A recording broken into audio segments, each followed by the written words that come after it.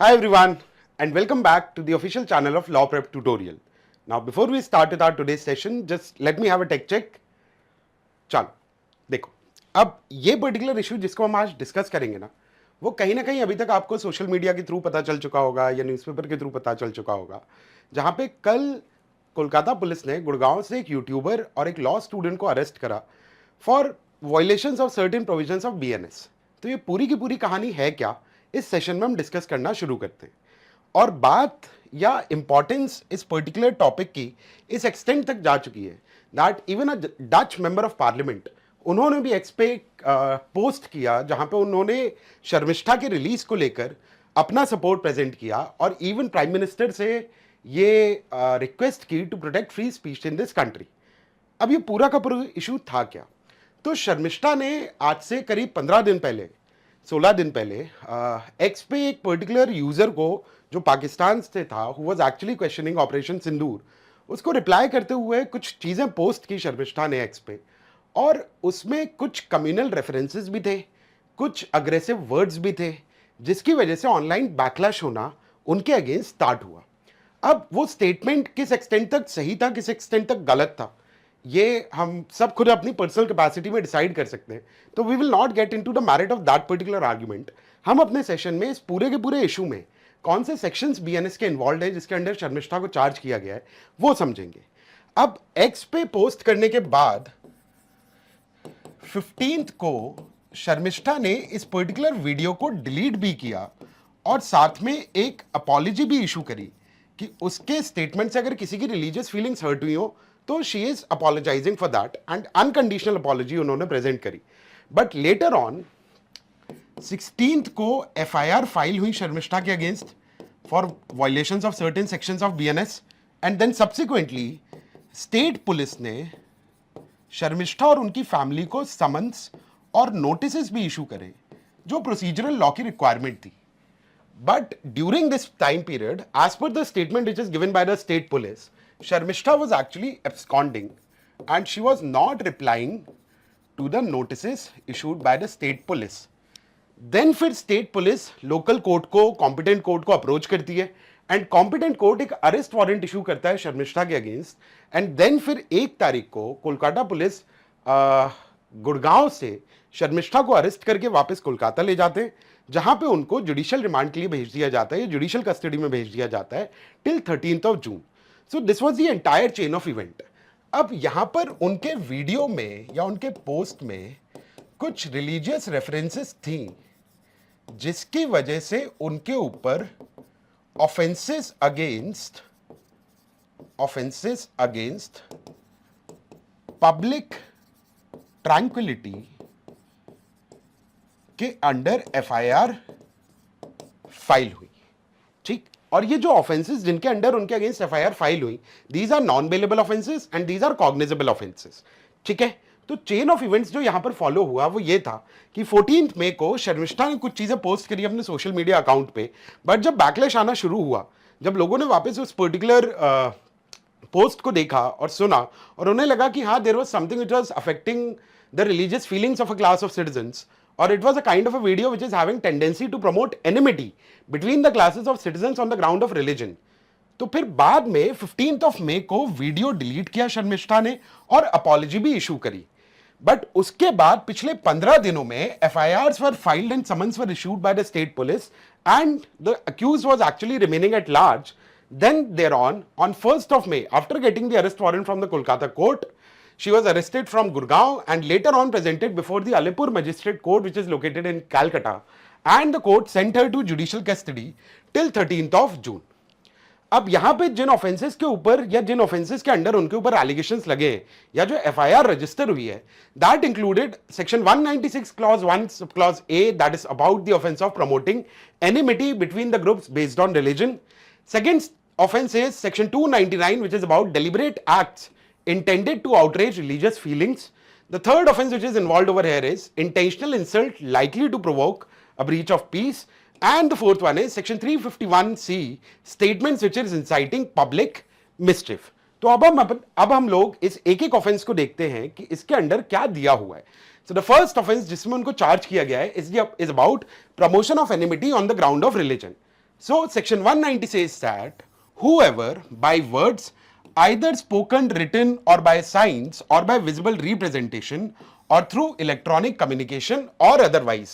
ठीक है, जब आप वर्ड्स के through either spoken or written या साइन या किसी भी तरीके का विजिबल रिप्रेजेंटेशन या इलेक्ट्रॉनिक कम्युनिकेशन के थ्रू अगर आप उस चीज को कम्युनिकेट कर रहे हो, in such a scenario if the person promotes or attempts to promote on the grounds of कि वो इंसान प्रमोट करना चाह रहा है या वो अटेम्प्ट कर रहा है to promote on grounds of religion, race, place of birth, residence, language, caste, community और एनी अदर ग्राउंड व्हाटसोएवर, ठीक है, कि वो पर्सन प्रमोट करना चाह रहा है इन सारे ग्राउंड्स पे। वो ग्राउंड रिलीजन का हो सकता है, रेस का हो सकता है, प्लेस ऑफ बर्थ का हो सकता है, लैंग्वेज का हो सकता है, डिसहार्मनी और फीलिंग ऑफ एनिमिटी, हेट्रेड और ill will between different religious, racial, language or regional groups or caste or communities, then the person is actually held liable for something which is termed as hate speech. तो क्योंकि शर्मिष्ठा की post में there was a reference to Nabi which was actually very controversial reference, but वो एक चीज है और उनका अरेस्ट होना या ना होना एक दूसरी चीज है। तो ये पहला ऑफेंस है जिसके अंडर उनको चार्ज किया गया, ठीक है। अब यहां पे जो पनिशमेंट अवेलेबल है, the punishment which is prescribed under this section includes imprisonment of up to 3 years, 3 साल तक का imprisonment या फाइन या दोनों चीजों से इसको पनिश किया जा सकता है। So this is the first section. The second section under which she is charged is section 299 which talks about offenses against religion, जिसमें अगर आप अपने स्पीच के थ्रू या अपने जेस्चर्स के थ्रू या किसी भी एक्शन के थ्रू अगर क्लास ऑफ सिटीजन्स, ठीक है, एज रिलीजन, अगर आप एक रिलीजियस क्लास ऑफ सिटीजन के अगेंस्ट या उनकी फीलिंग्स को हर्ट करते हो तो फिर आपको यहां पर पनिश किया जा सकता है, ठीक है। Now this section says that whoever with deliberate and malicious intention of outraging the religious feelings of any class of citizens of India by words either spoken, written or by signs or by visible representation or through electronic communication means or otherwise insults or attempts to insult the religion or the religious belief of that class. तो ये किसी एक individual की religious feeling के against offence नहीं है, ये class of citizens की रिलीजियस फीलिंग्स के अगेंस्ट ऑफेंस है। तो अगर आप with malicious and deliberate intent, ठीक है, आप religious feelings of the class of citizens को अगर आउटरीच करते हो through your words either spoken or written और थ्रू इलेक्ट्रॉनिक मीन्स, तो that is a punishable offence जिसके लिए इंप्रिजनमेंट दिया जा सकता है फॉर अ टर्म विच में एक्सटेंड टू 3 years और विद फाइन और with both. This is the second section. ये क्यों इंक्लूड होता है यहां पर? क्योंकि वो जो स्टेटमेंट था दैट इंक्लूडेड रेफरेंस टू नबी, ठीक है। Now the next offence for which she is charged is insults which are intended or insults which are capable of provoking breach of peace. Public order एक important चीज है ना। आपके पास article 19(1)(a) में जब freedom of speech and expression दिया भी जाता है आपको, तो आप इस तरीके से नहीं उसको एक्सरसाइज कर सकते हो कि आप पब्लिक ऑर्डर की प्रॉब्लम क्रिएट कर दो, आप पब्लिक पीस का ब्रीच करवाओ। एंड अगर किसी पर्सन के स्टेटमेंट में वो टेंडेंसी है तो that is something which is punished under this section. So section 290 section 352 says that whoever intentionally insults in any manner and thereby gives provocation to any person intending or knowing it to be likely that such provocation will cause him to break the public peace or to commit any other offense shall be punished with imprisonment of either description for a term which may extend to 2 years or with fine or with both. ठीक है, तो ये क्या है कि अगर आप किसी भी तरीके से किसी पर्सन को इंसल्ट करते हो एंड इंसल्ट के थ्रू अगर आप उसको प्रोवोक कर रहे हो and that is a kind of a provocation wherein the person is likely to break the peace, तो ऐसे केस में जिस पर्सन ने उसको इंसल्ट करके प्रोवोक किया है ना, that person can be punished, ठीक है। This is the third section जिसके अंदर शर्मिष्ठा को चार्ज किया गया है। Now the fourth one which is present over here is section 353 which is about statements conducing to public mischief. And यहां पे ये ऑफेंस क्या करता है that whoever makes, publishes or circulates any statement, false information, rumor or report including through electronic means with the intent to incite or which is likely to incite any class or community of persons to commit any offense against any other class or community shall be punished with imprisonment which may extend to 3 years or with fine or with both. तो ये offence क्या कहता है कि अगर कोई भी person ऐसा कोई स्टेटमेंट कहता है या ऐसा कोई स्टेटमेंट पब्लिश करता है या ऐसा कोई स्टेटमेंट सर्कुलेट करता है इलेक्ट्रॉनिक मीन्स के भी थ्रू,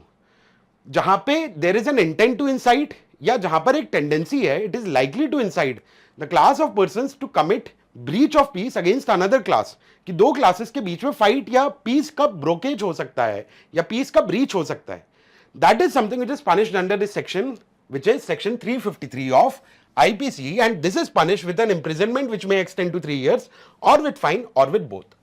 तो जितने भी ऑफेंसेस के अंडर शर्मिष्ठा को एक्चुअली चार्ज किया गया है वहां पे पनिशमेंट आपका 3 साल का प्रोवाइडेड है।